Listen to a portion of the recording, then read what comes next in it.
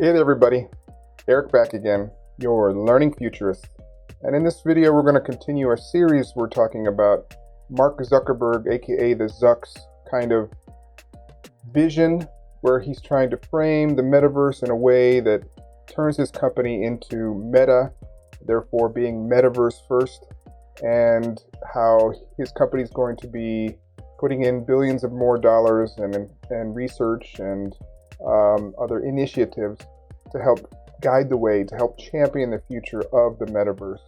Last video we talked about what the metaverse is, but in this video I want to talk about some of the models behind Instagram and Facebook and other business practices Facebook and other companies around it have been doing, and how that incentive list, how that incentive structure might play out in the metaverse.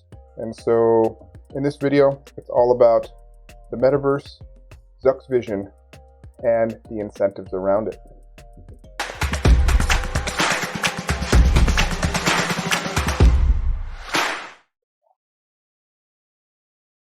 All right, so Mark Zuckerberg announced his vision, his excitement for the metaverse, and a lot of people like me that have been in this area for a long time doing research or making projects, perhaps developing software. My feeling in this community is a lot of people are excited, but a lot of people are also feeling a little bit ennui, a little bit icky, a little concern is also what I'm seeing, because Facebook and is showing a signal that corporate interests are coming down around the metaverse and virtual and augmented reality, and are going to be shaking the ground from which us little guys in this space have been walking around before. So there's a lot of trepidation involved with it. Also, Facebook, of course, doesn't have the sterling reputation, and some of that reputation and some of that past is not looking like a very good thing when put in the metaverse context. And so in this video, I want to talk about the incentive structures and how that relates to certain kind of research that's been happening and some of my own observations using this when kind of combined with some of these business models that Facebook seems to be concentrated on and are compelled to keep continuing for their bottom line moving towards the future. Because make no mistake about it, that whole hour presentation about Meta and the metaverse didn't seem to be directed towards end users. They gave some lip service to it about privacy at the end. You'll see it at the end of their list, and interoperability, but it was mostly, it seemed like a pitch to investors or possible collaborators to kind of push forward a vision or an agenda. And it's just really hard to be trusting of that vision while a lot of us are still optimistic and looking forward to it, excited about this technology at the same time. There's a lot of mixed things happening here. So what I'd like to do is talk about these three main concerns that I introduced in part one, where I introduced the metaverse and what it is, and some kind of research historical context to it. If you missed that one, please go back and watch it.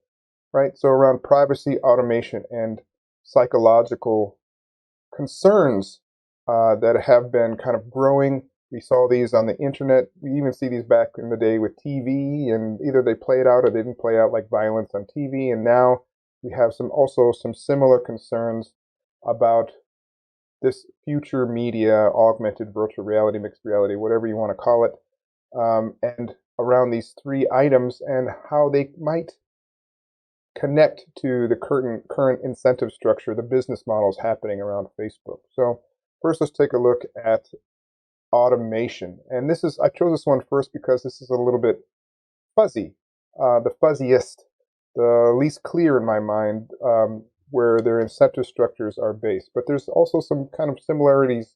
I'm going to be drawing lines between what's happened in the internet and the mobile era. For example, when Facebook went to a website, to a mobile app, to then a conglomeration of different apps making their own kind of intranet connected to the world. And to help explain this, first part is a paradox that I've brought up many times. I have full kind of lectures about this on my YouTube channel. It's called the budding botanist paradox. And This is about the automation of the learning process, the automation and curation of information through algorithms that is changing the way humans kind of search for information, how they think about getting information, and how these companies use them to kind of push their bottom line, push their agenda or their revenue streams to maximize them, actually, to push them in the direction of money making.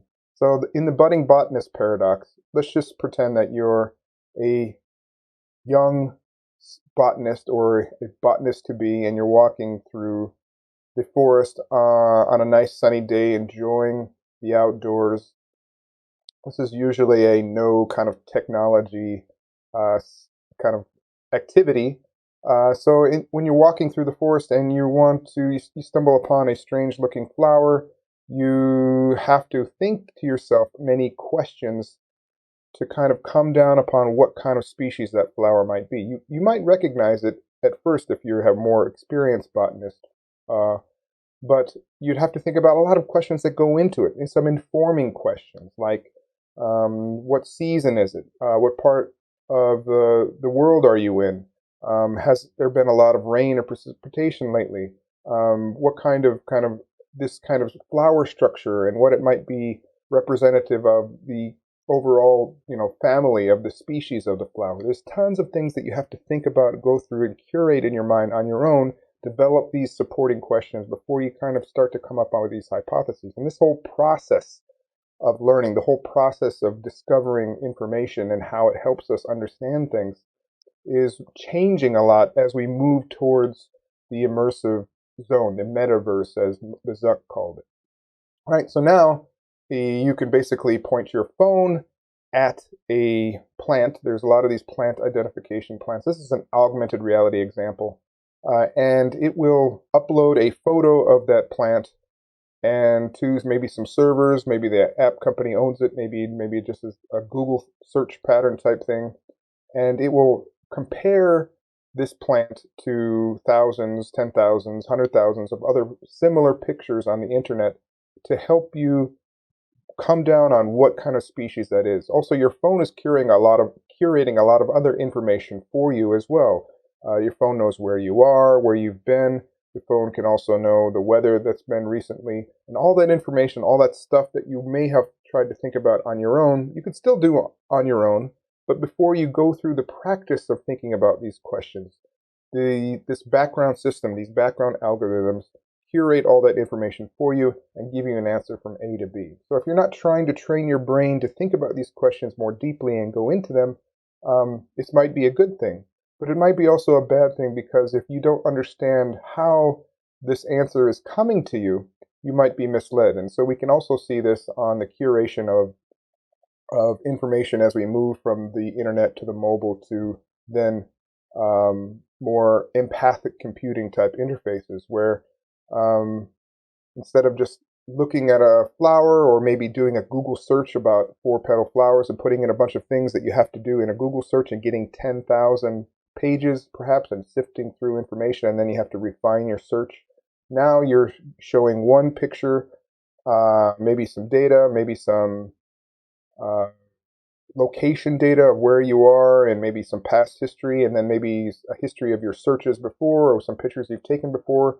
That's a lot of data putting up, giving up, and then you're getting back one answer. The same is true when you use your voice assistants. You're asking one question, you're giving your voice, which has a lot of other kind of metadata that might be attached to it in your location and the sounds around you, and then being attached to your past questions and therefore curated to you in a new way. And so Google has this thing right above the fold where you have to pay tons of money when you Google search a specific word like shoes or tennis or whatever. And that company pays a lot of money, but there might be a more popular product, a more popular website that gets put down maybe even on the next page. And so if your revenue stream is based on advertising dollars, you get to have money dictate the incentives of where and what kind of information is shown, with a lesser freedom of which to choose from. So this is just an example. This is the process of inquiry, but also the process of understanding how information gets to you and curated for you. The automation of this whole process. Sometimes good, sometimes bad, but the incentive of Facebook for this is to automate it in a way that helps their bottom line, and therefore, in the VR sense, you have less options, giving up more data, and it's more heavily curated by the owners of the systems and the hardware. And one of the reasons Facebook's incentivized to have their own hardware line connected to their vision of the metaverse through their Quest and their upcoming augmented reality glasses. Right, so let's look at the next one, privacy. I have a whole suite of privacy-related research papers and other YouTube videos on my channel. Please check it out. But for right now, I'll just give you a virtual reality example of this. Researchers at Stanford learned that they could identify users. These are supposed to be users that are not logged in.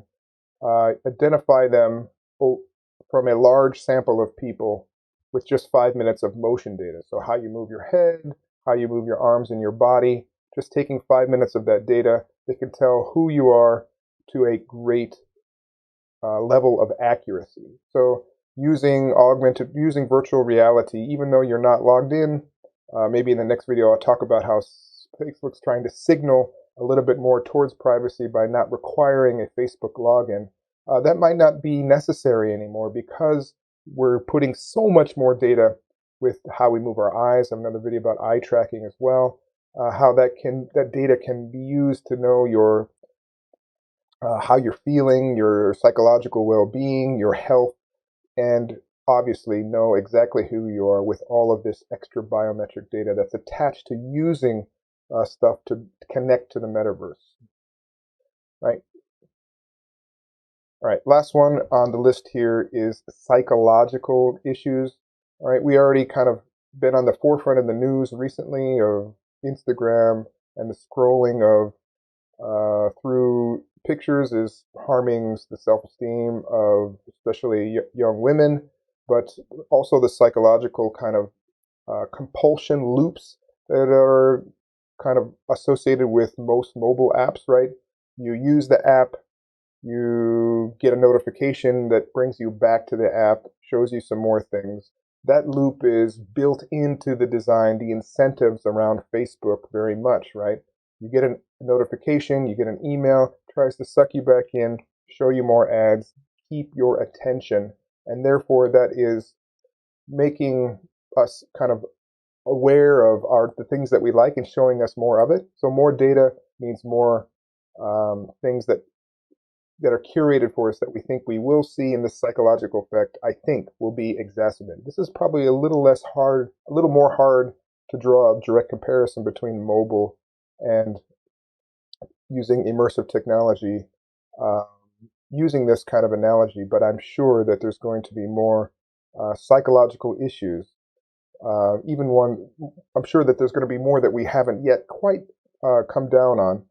Using these technologies, we already know that you feel more powerful, more immersed, you feel more empathy using this media than any other media. So there's sure to be some ways that advertisers, Facebook has already said that they're going to be trying out, they've already dipped their toe in the water of using advertising inside of virtual reality.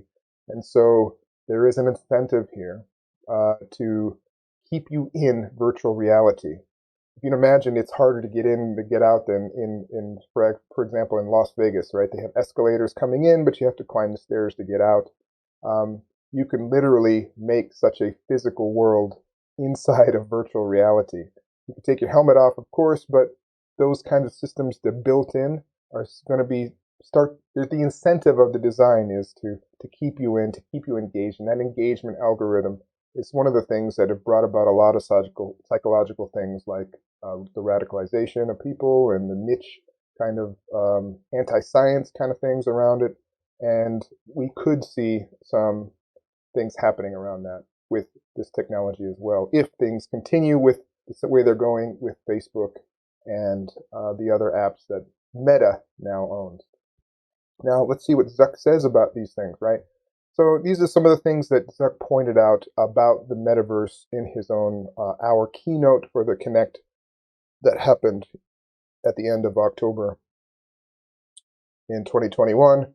Presence, avatars, home space, teleporting, and natural interfaces.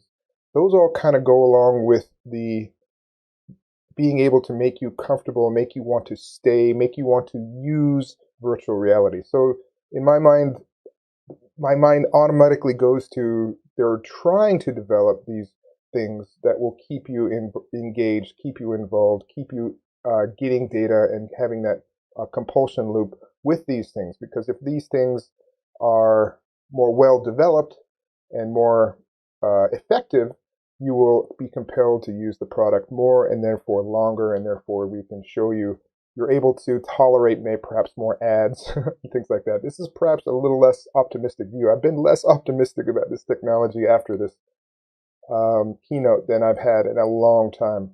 Thanks, Mark Zuckerberg, for kind of throwing water on my dreams of using this technology for education. But anyway, I'm still optimistic. But all right, so let's go back to the other issues of privacy and safety and virtual goods. So these are kind of at odds, I think. Interoperability is also a thing in there as well. If you want to, one of the reasons that Facebook, I think, is compelled to try and push forward the metaverse is to get beyond the walls that they're encountering, especially with Apple, around trying to decrease the effects of targeted advertising and data collection around the business models of Facebook.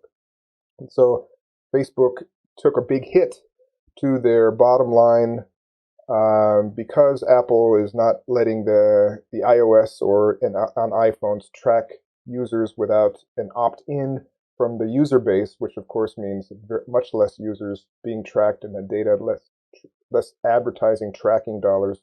And so they announced this metaverse, which will have their own hardware that's connected to the metaverse, and they can therefore make their own policies that can make the most of that data collection. So it's pretty much lip service at that point between privacy and safety, because the things that they did talk about in privacy, they didn't talk about a lot of things. They talked maybe about owning your avatar, perhaps, as one privacy and safety issue, but not anything that might be considered your psychological well-being, your health, needing to take breaks, and a lot of other issues that might go along with that are incentivized against with their current business model. Last thing I'll show here is when they talked about responsible innovation around this technology, never surprised people, but put people first was put last and almost not even talked about at this. So this is just a really weird and simple signal, I think, from Zuckerberg and the rest of the team that put people first is not even first on their own list. And because of that, they obviously know, maybe in the back of their mind or maybe in some board meetings, that they need to maximize their incentives, which means a lot of these things that I talked about in this video. And a lot of those incentives do not put people first. They need to roll back a lot of these, change a lot of the ways they're going to talk about these business models if they are going to put people first in this new structure. Now, I felt like maybe I dogged on Facebook a lot, some of it very deservingly, but I have already been putting together a next video about this, about some signals that give me a little bit of optimism, a little bit of hope of what Meta, or aka Facebook and the Zuck, have already started doing policy-wise that show some perhaps better signs of better behavior out of them moving towards the future. What do you guys think? These three ideas? Facebook obviously doesn't have the best, history record on, but at the same time, I want to be still optimistic, and I am looking forward to using these technologies more often, and I'm still designing and doing research about using these technologies, especially to help people and humanity learn and gain more of their potential moving towards the future as well. Let me know your thoughts, and we'll see you in the next video, guys. Bye-bye now.